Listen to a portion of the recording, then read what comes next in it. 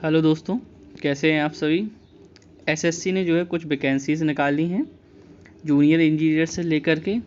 आइए देख लेते हैं कौन कौन सी ये वैकेंसी हैं और क्या क्या इसमें एलिजिबिलिटी मांगी गई है, किस ट्रेड से ये वैकेंसीज़ हैं और कितनी एप्लीकेशन फ़ी है और कब तक हम इस फॉर्म को फिल कर सकते हैं और कितना इसमें एग्ज़ाम प्रोसेस क्या रहेगा, कितना इसमें एग्ज़ाम देना है। सभी जानकारी मिल जाएगी आपको एक ही वीडियो में। तो आइए चलिए शुरू करते हैं। सबसे पहले आपको बता दें, जैसे जूनियर इंजीनियर ये पोस्ट का नाम है।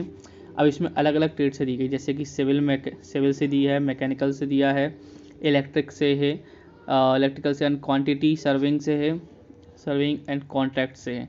इससे जो है वैकेंसीज निकली हुई हैं आपकी। देख लीजिए, date of submission of application आपका जो है फॉर्म इस तारीख से स्टार्ट हो जाएगा 12/8/2022 से और ये 2/9/2022 तक रहने वाला है। समय आपके पास पर्याप्त है, आप आसानी से जो है इस फॉर्म को भर सकते हैं। इस फॉर्म को भरने के लिए आपको जो है इसका ऑनलाइन ही जो इस फॉर्म को भरना पड़ेगा और इसमें जो है पेमेंट मेथड है आपको, आप ऑफलाइन चालान से कर सकते हैं, फ़ी पेमेंट ऑनलाइन भी कर सकते हैं और बैंक के थ्रू भी कर सकते हैं। करेक्शन डेट भी इसमें दी गई है, 4/9/2022 को जो है इसकी करेक्शन डेट भी बताई गई है। चलिए और देख लेते हैं इसमें क्या है। देखिए, इसमें पहले ही क्लियर कर दिया गया है, इसमें दो आपके पेपर्स होंगे। पहला पेपर्स आपका होगा कंप्यूटर बेस्ड सीबीटी जिसको बोलते हैं, कंप्यूटर बेस्ड टेस्ट होगा। उसके बाद जब आप पेपर 1 क्वालिफाई कर लेते हैं उसके बाद आपका पेपर सेकंड होगा। पेपर सेकंड की अभी जो है डेट नहीं दी गई है, टू बी नोटिफाइड लेटर लिखा हुआ है, लेकिन जो कंप्यूटर बेस्ड एग्जामिनेशन होना है वो बता दिया है कि आपका नवंबर 2022 तक होना है। एप्लीकेशन फ़ी भी हम आपको बता दें, इसमें ज़्यादा से ज़्यादा 100 रुपये है। एसएससी की तरफ से कोई भी फॉर्म आता है उसमें मात्र 100 रुपये एप्लीकेशन फ़ी रहती है, तो आपको ज़्यादा बड़ी फ़ी भी नहीं है। चलिए अब बात कर लेते हैं इसमें सैलरी क्या रहने वाली है। सैलरी इसमें लेवल 6 और लेवल 7 दोनों की रहने वाली है, तो सैलरी भी काफ़ी अच्छी है। ठीक है, जो लोग इंटरेस्टेड हैं और जिन लोगों ने जो डिप्लोमा वगैरह किया हुआ है सिविल से, मैकेनिकल से, इलेक्ट्रिकल से, वो लोग जो है इस फॉर्म को भर सकते हैं।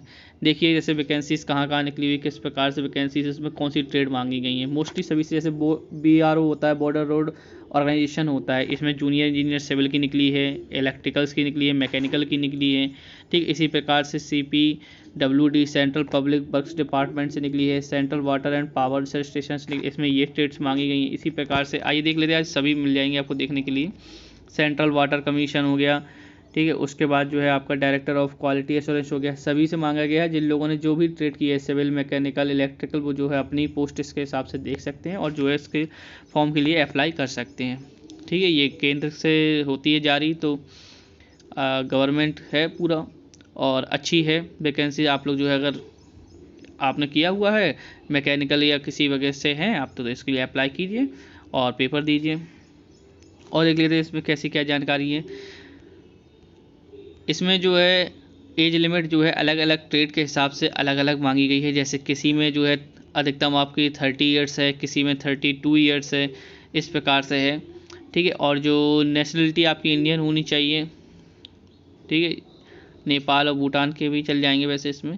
चलिए देख लीजिए एज लिमिट इसमें क्या है। जैसे मैंने आपको पहले ही बताया कि एज लिमिट इसमें जो अलग अलग है, इसलिए मैंने आपके सामने इसको रख दिया पूरा। अब आप लोग इसमें जो है इस ट्रेड को देख लीजिए और मिला लीजिए इसके हिसाब से। अगर आप जैसे बॉर्डर रोड ऑर्गेनाइजेशन का भरना चाहते हैं तो इसमें आपकी 30 ईयर्स होनी चाहिए, अप टू मतलब अधिकतम 30 साल तक होनी चाहिए एज लिमिट।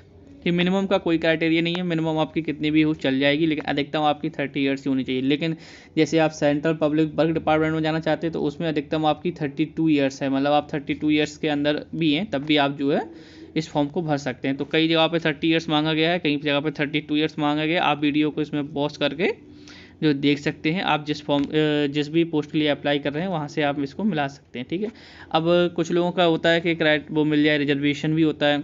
ठीक है, तो SC ST OBC इन सभी के लिए ये रिजर्वेशन है। आप लोग देख सकते हैं 5 ईयर्स का दिया है SC ST के लिए, 3 ईयर्स का दिया है OBC के लिए, 10 ईयर्स का PWD अनरिजर्व्ड के लिए। ठीक, इस प्रकार से जो है आप लोगों को इसमें रिजर्वेशन भी दिया गया है। ठीक है, और देख लेते हैं, आइए देखिए इसमें किस प्रकार से आप लोगों का क्या प्रोसेस होगा, कौन कौन सा एग्ज़ाम होगा।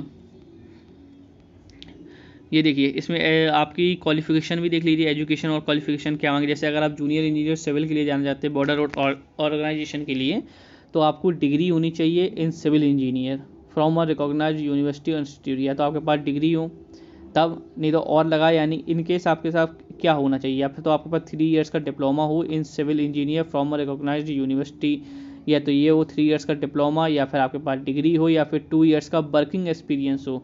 अगर आपके पास इनमें से कुछ भी है तो जो है आप इसको फॉर्म को भर सकते हैं। ठीक है, अब जैसे आप जूनियर इंजीनियर के जाना चाहते हैं तो आपके पास डिग्री होनी चाहिए इलेक्ट्रिकल और मैकेनिकल में। मैंने बताया था कि अलग अलग पोस्ट के लिए अलग अलग एजुकेशन क्वालिफिकेशन है, वो आपको जो है इसमें मैच करके उसी प्रकार से जो है देख करके फिर उस फॉर्म को भरना है। अगर आपके पास ये है तब आप इस फॉर्म को भरिए, अदरवाइज जो है भरने का कोई फ़ायदा नहीं है। जैसे 3 इयर्स डिप्लोमा अगर आपके पास इलेक्ट्रिक, ऑटोमोबाइल या मैकेनिकल इंजीनियर इनमें से कोई भी हो, या 2 इयर्स का एक्सपीरियंस्ड प्लान हो ये, अदरवाइज नहीं हो तो डिग्री होनी चाहिए आपके पास इन इलेक्ट्रिकल और मैकेनिकल इंजीनियर, तो जो आप इस फॉर्म को जो है भर सकते हैं। ठीक है, इसमें देखिए आप वीडियो को पॉज करके इसमें देख सकते हैं अलग अलग पोस्ट के हिसाब से इसमें अलग अलग एजुकेशन और क्वालिफिकेशन दी गई है। जूनियर इंजीनियर के लिए ये देखिए कि दी गई है। ठीक है, CPWD के लिए अलग दी गई है। तो आप लोग जो है वीडियो को पॉज कर लीजिए, अपनी अपनी देख लीजिए पोस्ट के हिसाब से एजुकेशन अगर क्वालिफिकेशन अगर आपके पास है तो आप इस फॉर्म को फिल कर दीजिए, अगर नहीं है तो आप इसके लिए एलिजिबल नहीं है, ना ही भरिए, नहीं तो मतलब समय बर्बाद होगा, आप पेपर देने जाएंगे फिर लास्ट मौके में आप लोगों को निकाल दिया जाएगा किसी कारण से, अगर क्योंकि इसमें डॉक्यूमेंट आपके पूरे मांगे जाएंगे, ये आप भी जानते हैं, ये सेंट्रल की पोस्ट है तो डॉक्यूमेंट आपके पास कंप्लीट होने चाहिए। चलिए देख लेते हैं और क्या है इसमें।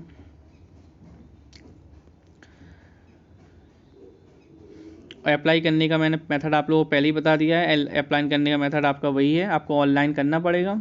ठीक है, और इसमें आपको ये हम आपको PDF दे देंगे, इस PDF में जो एक एक स्टेप बताया गया है। अगर आपको जैसे फॉर्म भरना भी नहीं आ रहा है तो फॉर्म भरने में किस कॉलम में क्या बनना है और ये किस कारण से रिजेक्ट हो सकता है, तो मतलब आप फॉर्म को जो है बहुत ही क्लियरफाई मतलब अच्छी तरीके से समझ करके ही भरना है आपको। ठीक है, नीचे इस PDF में दिया गया है कि किस फॉर्म को जो है किस कॉलम में क्या आएगा। अब देखिए इसमें एग्जामिनेशन सेंटर भी दे दिए गए हैं, आपको सेंटर कोड भी दे दिया गया है।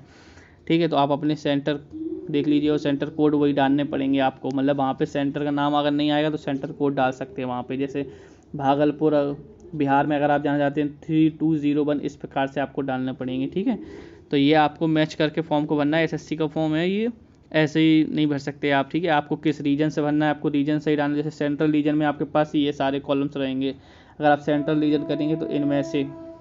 ठीक है, और अगर आप वही ईस्टर्न रीजन में जाना चाहते हैं, ईस्टर्न रीजन से करेंगे तो आपको ये सारे ऑप्शन मिल जाएंगे। तो आप जिस रीजन से भरेंगे उसी रीजन के आपके पास जो है ये मिल जाएंगे एग्जामिनेशन सेंटर्स।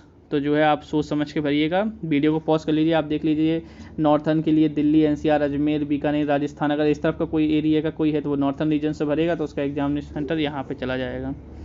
ठीक है, तो आपको रीजन देख के बनना होगा तभी आप जो है वहाँ पे सेंटर है। अब देखिए कुछ पेपर से रिलेटेड जानकारी ले लेते हैं कि किस प्रकार का क्या पेपर होना है इसमें। जैसे मैंने पहले ही बता दिया था आपको, इसमें आपके 2 पेपर होंगे। एक पेपर फर्स्ट होगा जो कि CBT होगा यानी कंप्यूटर बेस्ड होगा एग्जामिनेशन, और पेपर सेकंड होगा वो डिस्क्रिप्टिव होगा। तो अभी पेपर सेकंड तो अभी नोटिफाइड है, अभी पता नहीं, लेकिन पेपर फर्स्ट आपका क्लियर है कि जो है वो नवंबर को होने वाला है।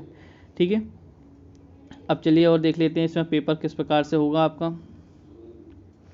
देखिए पेपर फर्स्ट आपका इसमें 3 सब्जेक्ट्स होंगे। पहला तो आपका जनरल इंटेलिजेंस और रीजनिंग हो जाएगा, दूसरा आपका जनरल अवेयरनेस हो जाएगा जो क्लियर है, और पार्ट 3 में क्या होगा आपका, या तो आप जैसे जिस पोस्ट से आपने फिल किया होगा, जैसे जनरल इंजीनियर अगर सिविल और स्ट्रक्चरल होगा तो ये होगा, अदरवाइज आपका जनरल इंजीनियरिंग ये इलेक्ट्रिकल हो जाएगा, या फिर आपका मैकेनिकल, इन 3 में से कोई एक हो जाएगा। ठीक है, तो ये आपका जनरल इंटेलिजेंस और रीजनिंग 50 नंबर्स की हो जाएगी, अवेयरनेस भी आपकी 50 नंबर्स की हो जाएगी, और 100 नंबर का हो जाएगा आपका सब्जेक्ट वाइज जिस वजह से आपने जो है इस फॉर्म को फिल किया होगा।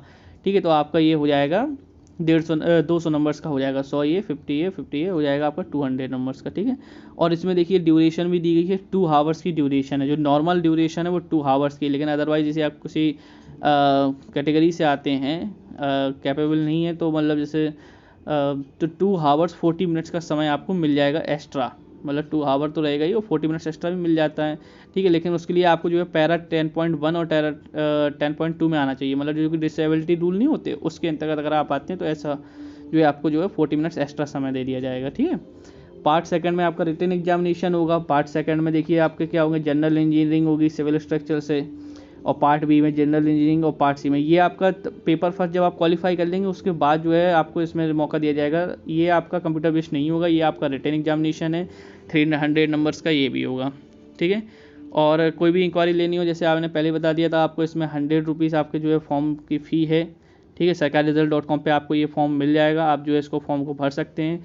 और पेपर की अगर जैसे डीपली जानकारी लेनी है, जैसे जनरल इंटेलिजेंस में क्या आएगा, जनरल अवेयरनेस में क्या आएगा, तो आप जो है ये देख सकते हैं इसकी PDF मैं आपको देखो डिस्क्रिप्शन में दे दूंगा। अगर फिर भी आपको कोई जानकारी चाहिए तो आप मुझसे कमेंट करके पूछ सकते हैं, वहाँ पर मैं आपको बता दूंगा।